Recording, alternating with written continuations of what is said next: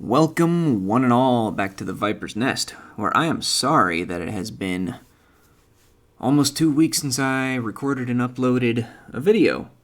But, such is the life of a stay-at-home dad of 2 kids. So today, we're less talking about lore than we are just going to talk about some observations I've made over the last couple of weeks. So, with my kids, I've been revisiting a lot of the cartoons that I watched when I was growing up.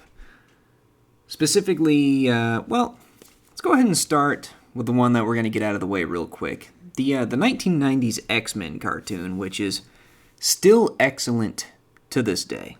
And I'm glad they're bringing it back again for the final season, the conclusion season.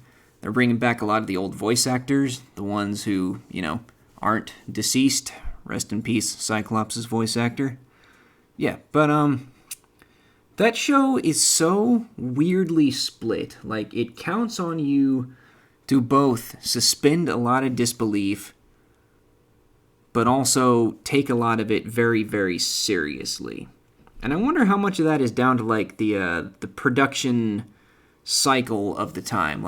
Here's one that really stuck out to me. So, during Season 1, we meet the character Angel, Warren Worthington III. And he's very big on keeping his mutation a secret. He wants to lay low. He does not want people to know he's a mutant. But at the same time, he has an entire Angel-themed superhero outfit. What's going on with that one, Warren? For someone who wants to lay low, you certainly have this very gaudy, stand-outish Angel superhero suit. Which also led me to another question. Why do, all of the mutants, good guys and bad guys both, have costumes? And this one, I think, might be down to the production style of the day. In that, it's... I guess you have only so many assets to work with. The X-Men themselves naturally get their X-Men costumes, but also, their civilian clothes. But also, they're the main characters of the show, so it would make sense that more time and budget would be spent on animating them versus characters who only show up every now and then, like Pyro and Avalanche. Some of the other, Brotherhood of Mutants characters who just always seem to be wearing their supervillain costumes. Yes, Clarence, can I help you? Do you have something you want to add on the subject of the 1990s X-Men cartoon? Here's your chance, bud. No? Alright, then get out of here. Go on. Yeah, I don't know. It seems real weird that they only have the one set of clothing, and that one set of clothing happens to be their superhero outfits. Whatever. That's fine. But, I don't know, it sets a very weird tone for things like that. You know what I mean? In the same show where they tackle some very, very heavy, topics. Of course, mutants versus humans, which is, it's basically racism, or would it be speciesism? I'm not really sure. But there's that whole thing. There's dealing with actual death of characters and all the emotional trauma that comes with that. The show is very serious when it gets into the super heavy topics, but then also Warren Worthington, who doesn't want people to know he's a mutant, has a full-blown Angel getup.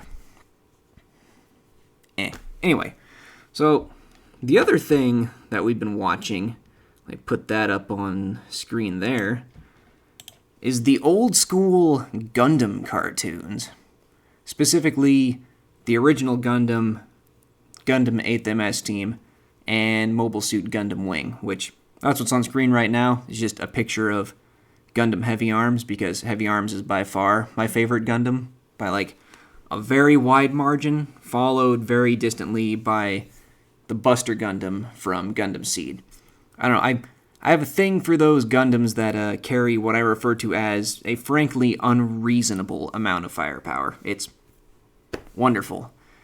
Also, rest in peace, Kirby Morrow, who voiced Heavy Arms' pilot Troa in Gundam Wing. Very, very sad that he passed a few years ago. Anyway, so, like I said, I grew up watching the Gundam cartoons. And when you're a kid, you show up for the awesome giant robot fighting action and stay for the awesome giant robot fighting action. Watching through these as an adult, well, I still show up for the awesome giant robot fighting action. But there's a lot more going on in these shows than just giant robot fighting action. And, Hulu gave me the warning when we started watching Gundam Wing that, the whole, this is intended for mature audiences only. And I'm like, well, that can't be right. I watched Gundam Wing on Toonami. It can't be that bad, can it? Oh my god, yes it can.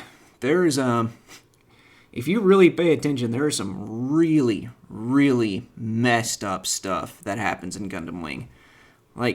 Not even really counting the fact that all of the Gundam pilots are, teenagers, which essentially just makes them child soldiers, but those same child soldiers murder.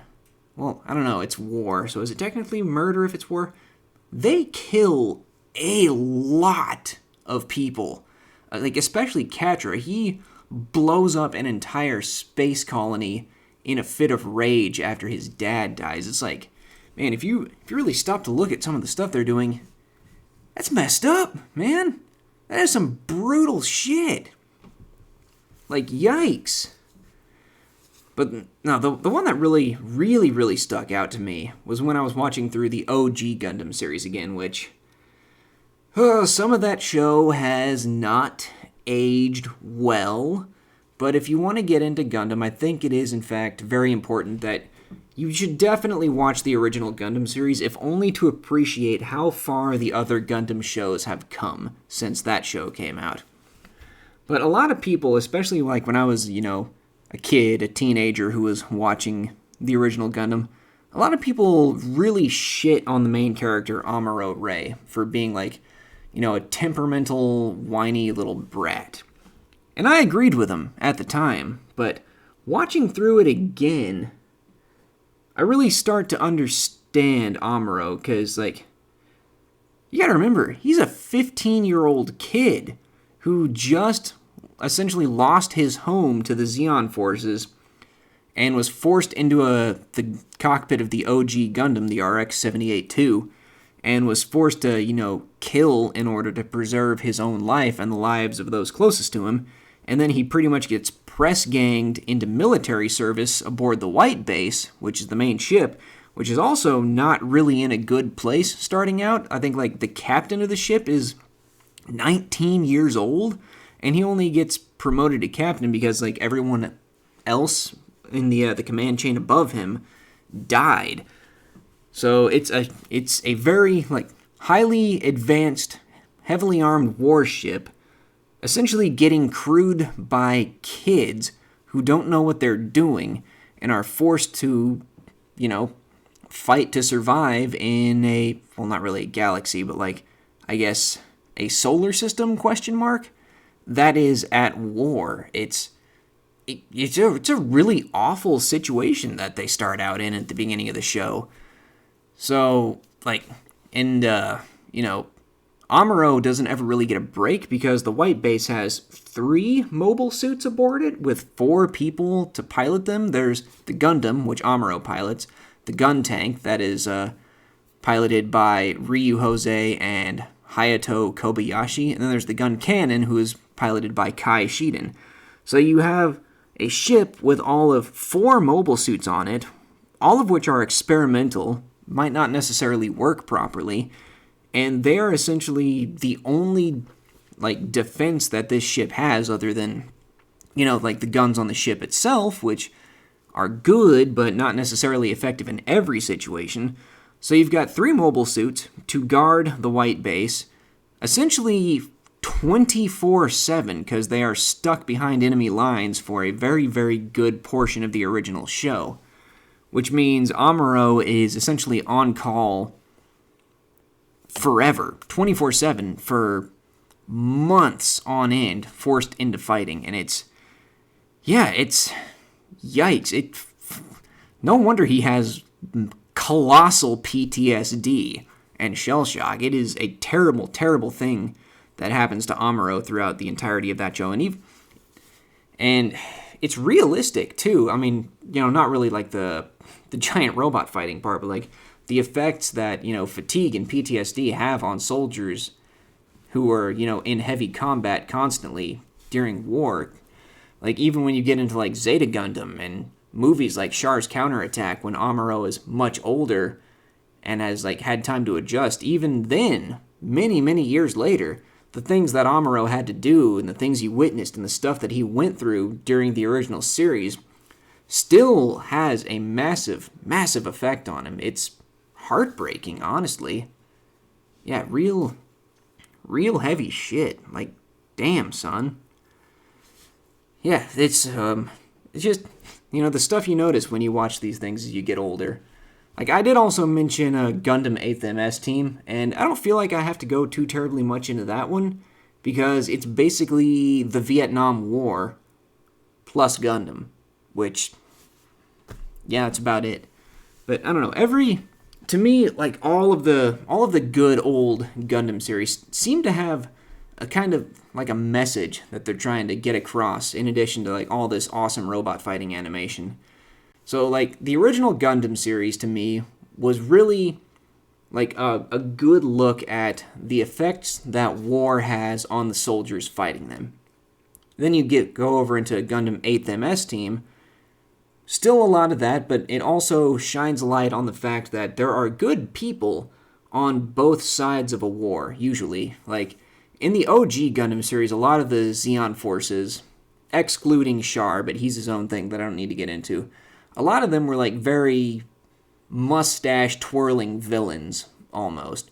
Whereas in 8th MS Team, you get a good look at like the rank and file soldiers who are literally fighting on the ground, because the entire series, excluding the very beginning, takes place on Earth. So it's all ground fighting, essentially. And you see, like, you get a good look at, like, the good people who are on the Zeon side. Like, oh, damn it. What was his name?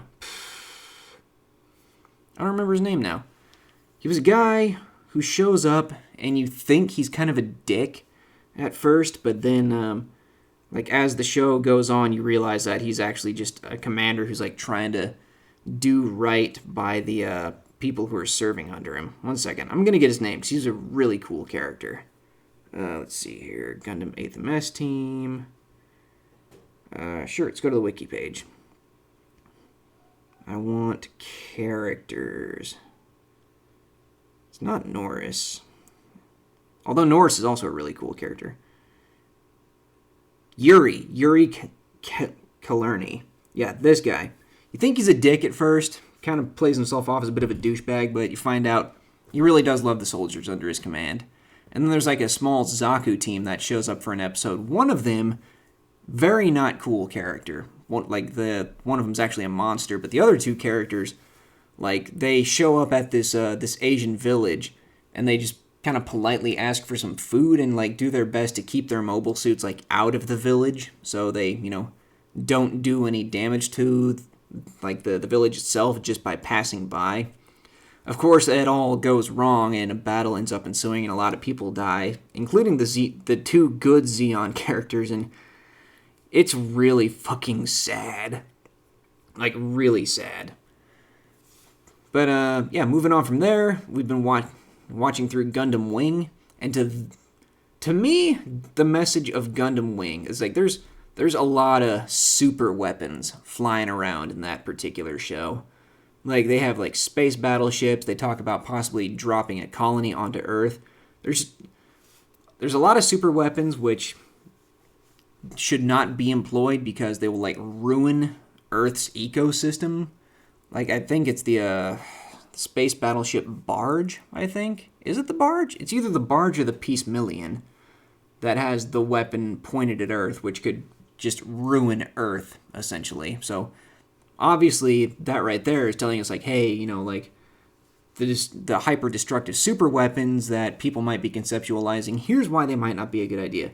But also, a big plot point of Gundam Wing is the unmanned mobile suits, which they call mobile dolls, which are essentially just mobile suits without pilots. They're computers, and that's it. And the invention of them gives power to, like, single high-ranking people to wipe out millions of lives just with the push of a button. And then the show proceeds to ask the question, well, if you give that kind of power to somebody, like, what does that kind of power do to a person? Like, I think it's Chief Engineer Tuberov, the guy who invents the mobile dolls, essentially just goes fucking insane by the time of his death in the show. Yeah, it's an interesting look, I guess, at weapons science or the ethics of weapons science. It's really cool. And there's also a lot of characters that offer a lot of differing points of war. Like there's Relena Peacecraft. I'm not going to talk too much about her. I can't fucking stand her. But she espouses, like, the concept of total pacifism. It's just, if nobody had weapons, then we wouldn't be able to fight each other. And once we're not fighting each other, we could all, understand and appreciate what it's like to live in peace. As much as I hate the character, lofty, noble goals there, world peace. And then you've got people like the Romefeller Foundation, who are the ones who use the mobile dolls, who are like, well, if we just fucking control everything, then we can just tell everybody else not to fight, and then we won't have war anymore. And then you have people like Therese Kusranada, who was kind of set up to be the villain of the show, but he moves more into a background, like almost weirdly mentor-ish role, but he comes back later. Therese is fucking awesome. I love Therese. He's the guy who's like, look, we're humans war, that's an immutable fact, we have to accept it, and we should all do our best to, keep it as clean and honorable as we possibly can. Which is why Therese absolutely fucking hates the mobile dolls, because, like, what you're taking the human element out of war, and if you take the human element out of war, it is literally just complete, utter, pointless, mindless slaughter. But yeah, God, I fucking love Gundam Wing. I love Gundam. Gundam is so goddamn cool. I love it. It's giant robots, yeah, and that's awesome, but it's also giant robots that has, like, a message. See, ones I haven't really talked about, which I'm not going to watch with my kids, even though, I don't know, would Mobile Suit Gundam 00 be worse than Gundam Wing? I'd have to watch it myself again. A lot of messed up stuff happens in that show, too, but, like, the more recent ones, like Mobile Suit Gundam 00, Gundam Iron-Blooded Orphans, which I knew out the freaking gate was not a safe show for kids. That is not a safe show for kids. Do not watch Iron-Blooded Orphans with your kids. Unless they're teenagers, because Iron-Blooded Orphans, at least of all the Gundam media I've seen, is by far the darkest Gundam series. It's almost nightmare fuel levels with some of the stuff that happens in that show. Like, Iron-Blooded Orphans is not a show you're going to want to watch to, like, try and feel good. It's like watching Fury. You don't watch it to feel good, you watch it to, like, get fucking depressed, because it is dark, it is bleak. It's also really, really good, but just fair warning if you're going to go into Iron-Blooded Orphans, because fucking yikes. Then there's other series out there, like Turn A Gundam. I haven't actually seen that one, and I don't think that one actually has an English dub. And then there's Gundam Seed, which I've seen the first half of, but I don't know, I can't find the English version of Gundam Seed Destiny, which apparently it exists, I don't know where it is. And that sucks, because I really want to watch that one, too. Yeah, well, that's been a good 20-minute ramble about cartoons. Yeah, sorry again about not having posted anything in the last 2 weeks. Just I've been busy, and when I'm not busy, I'm usually sitting on the couch with my kids watching old-ass cartoons, and I love it. It's great. But I'm going to try to be better about posting more regularly. It's just down to finding time to do it. Anyway, thank you for watching. A like and a subscribe would be appreciated.